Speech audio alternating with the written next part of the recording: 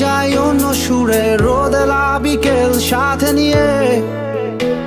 চলো ভেসে বেড়াই গানে গানে, জেগে উঠি প্রাণে প্রাণে ওই দূর আকাশ সাথে নিয়ে। চলো নীল থেকে আরো নীলে, সবুজ থেকে আরো সবুজে।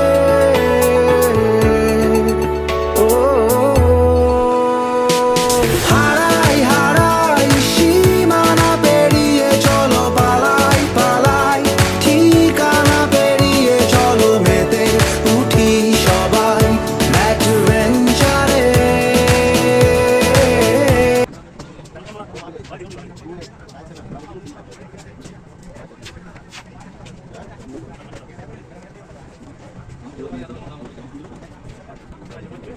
আসসালামু আলাইকুম।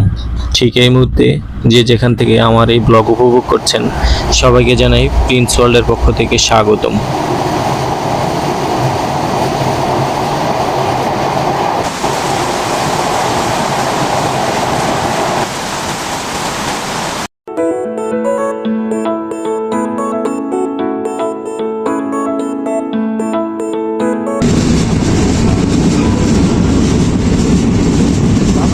সম্মানিত যাত্রীবৃন্দ, আপনাদের মনোযোগ আকর্ষণ করছি। কিছুক্ষণের মধ্যেই আমরা ফরিদপুর স্টেশনে পৌঁছে যাব।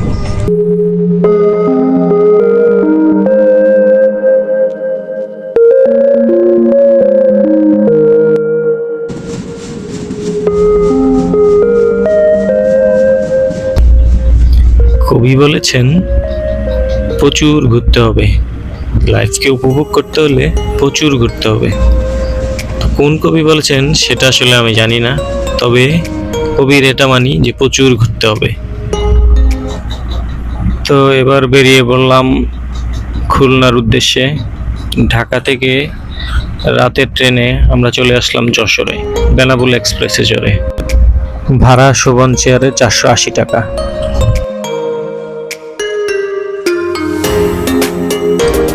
ঘড়িতে এখন সময় সকাল 6:35। যাবেন bus terminal. Jessore rail station থেকে নেমে একটি রিক্সা নিয়ে চলে আসলাম বাস স্ট্যান্ডে। উদ্দেশ্য হচ্ছে খুলনায় যাব, যশোর থেকে খুলনায় যাব বাসে, তারপর খুলনা থেকে চলে যাব সরাসরি মংলায়। যেহেতু যশোর থেকে সরাসরি মংলার বাস নেই, তাই ভেঙে ভেঙে যেতে হচ্ছে। খুলনা সোনাডাঙ্গা বাস স্ট্যান্ড থেকে সরাসরি মংলার বাস পাওয়া যায়, এমন একটি বাসে চড়ে চললাম মংলার উদ্দেশ্যে। এখন পার হচ্ছি রূপসা সেতু, খুলনার অপূর্ব সুন্দর রূপসা ব্রিজ।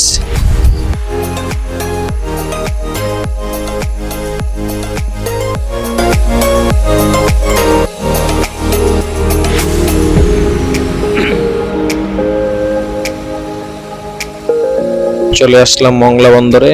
এই বাসের ভাড়া খুলনা থেকে মংলা 80 টাকা মাত্র।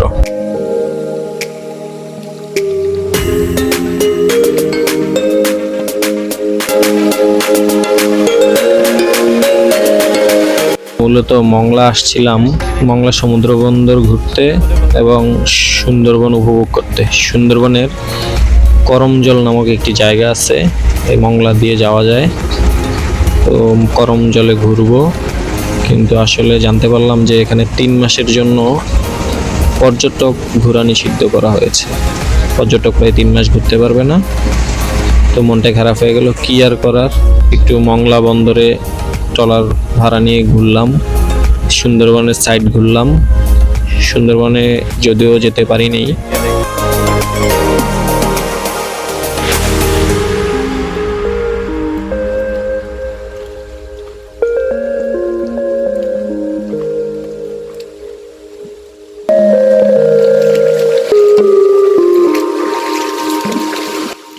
জীবনে প্রথমবারের মতো সুন্দরবন দেখার অনুভূতি অন্যরকম লাগছিল, অনেক ভালো লাগা কাজ করছিল। জীবনে প্রথমবারের মতো সুন্দরবন দেখে সেই সাথে আফসোসও লাগছিল, যেহেতু সুন্দর জায়গায় এসে ভিতরে পর্যবেক্ষণ করতে পারলাম না। ইনশাল্লাহ নেক্সট টাইম আবার আসবো, ভিতরে যাব, ঘুরবো। তো আজকে আপাতত দুধের স্বাদ ঘোলেই মিঠানো হচ্ছে। সুন্দরবনের সাইড দিয়ে ট্রলার নিয়ে ঘোরাঘুরি চলছে। আপনারা যখন এখানে আসবেন ঘুরতে, তো আপনাদেরকে ট্রলার নিয়ে যাবে করমজলে। সেখানে আপনারা 1-2 ঘন্টা সময় কাটাবেন, ঘুরবেন, আবার ফিরে নিয়ে আসবেন। তো আপনাদের কাছ থেকে ভাড়া নেবে এরকম 1000 থেকে 1500 টাকা, দরদাম করে নেবে।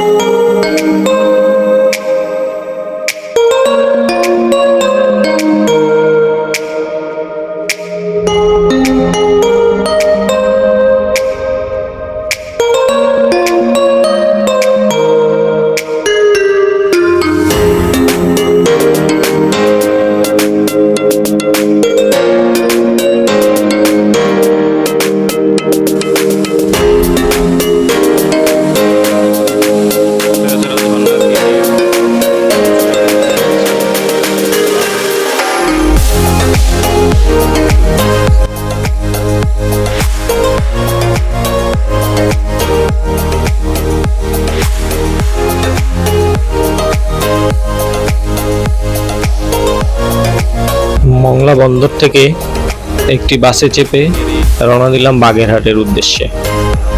বাগেরহাটে গিয়ে আমরা 7 গম্বুজ মসজিদ দেখব এবং যদি সময় থাকে তাহলে খান জাহান আলীর মাজারও ঘুরব।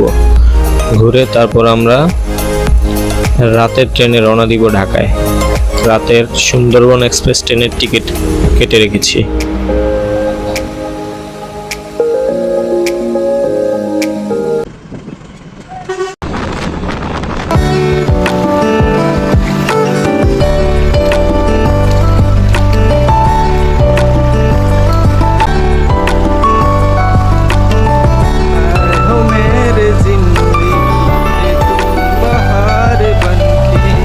চলে আসলাম সেই ঐতিহাসিক 7 গম্বুজ মসজিদে। এখানে দর্শনার্থীদের জন্য প্রবেশ মূল্য 30 টাকা মাত্র, আর বিদেশি পর্যটকদের জন্য 500 টাকা।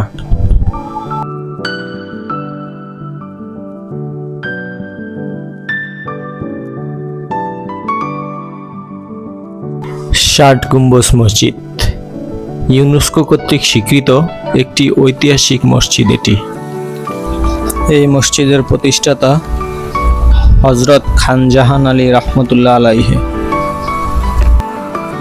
ধারণা করা হয় তৈমুর যখন দিল্লি আক্রমণ করে তখন তিনি দিল্লির পদচ্যুত হন এবং 1368 খ্রিস্টাব্দের দিকে তিনি বাংলায় আসেন। তিনি দিল্লির সুলতান থেকে পরে বাংলার সুলতানাত হয়ে সুন্দরবনের বনাঞ্চলে বসতি স্থাপন করেন এবং বাগেরহাটের গোড়াপত্তন করেন। 1338 খ্রিস্টাব্দে তিনি বাংলায় এসে এই বাগেরহাটে গোড়াপত্তন করেন, মানে আজ থেকে প্রায় 600-650 বছর আগে। এই অঞ্চলকে তিনি ধীরে ধীরে একটি নগরীতে পরিণত করেন। ওনার আগে এখানে মুসলিম স্থাপনা দেখা যায় না, তাই ধারণা করা হয় তিনি ছিলেন এই জায়গার প্রথম মুসলিম প্রচারক, মুসলিম ধর্ম প্রচারক। তিনি অসংখ্য মসজিদ, রাস্তাঘাট, পুকুর, দিঘি নির্মাণ করেন। এজন্য ওনাকে বলা হতো নির্মাণ যোদ্ধা। ঐতিহাসিক ঘোড়া দিঘি, এখানে একসময় কুমির বসবাস করত।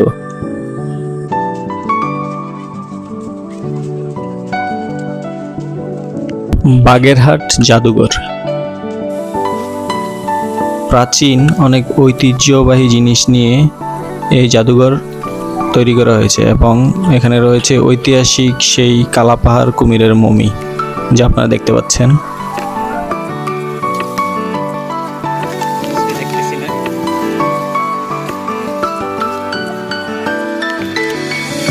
ষাট গম্বুজ মসজিদের এরিয়া থেকে বেরিয়ে সামনে রাস্তায় দেখতে পেলাম একটি অদ্ভুত ফল। অদ্ভুত বলতে আমার কাছে অদ্ভুত, আমি কখনো দেখিনি। এটা গোলপাতার ফল। এটা খাবো এখন, টেস্ট কেমন দেখবো। তারপর একটি অটো ভাড়া নিলাম। খাওয়ার পরে অটো ভাড়া নিয়ে সোজা চলে আসলাম হযরত খানজাহান আলী রহমতুল্লাহ আলাইহের মাজারে এবং ঠাকুরদিঘি দেখতে, দুটাই একসাথেই। তো চলুন দেখা যাক।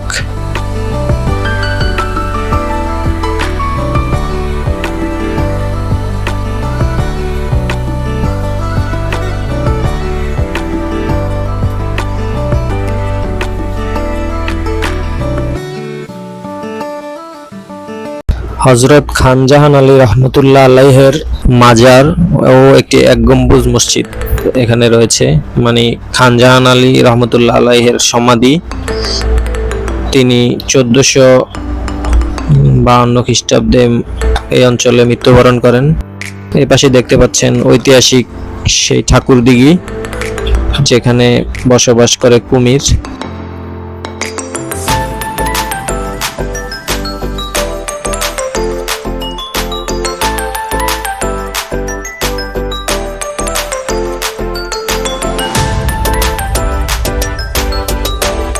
আপনারা দেখতে পাচ্ছেন কুমির।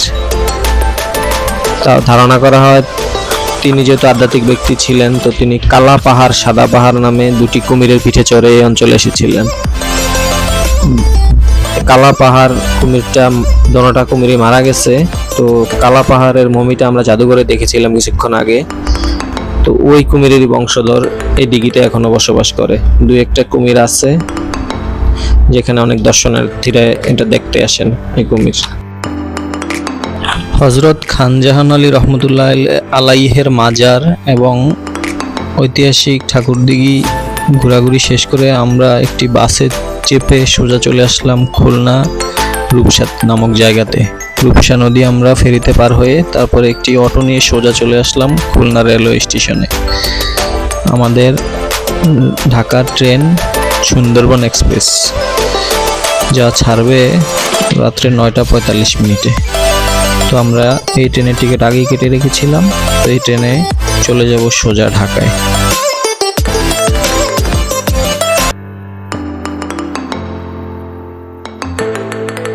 একদিনের বাগেরহাট ভ্রমণ এখানেই শেষ আজকের জন্য। আমরা পরবর্তীতে নতুন একটি জায়গায় ঘুরবো এবং সেই ব্লগ নিয়ে আপনাদের সাথে হাজির হব। সেই পর্যন্ত সবাই ভালো থাকবেন। আল্লাহ হাফেজ। আর সবাই আমার চ্যানেলটা সাবস্ক্রাইব করবেন, লাইক শেয়ার দিয়ে পাশে থাকবেন এবং এই ট্যুরের বিস্তারিত সব কিছু জানতে পারবেন আমার ডেসক্রিপশন বক্সে। সবাইকে আল্লাহ হাফেজ।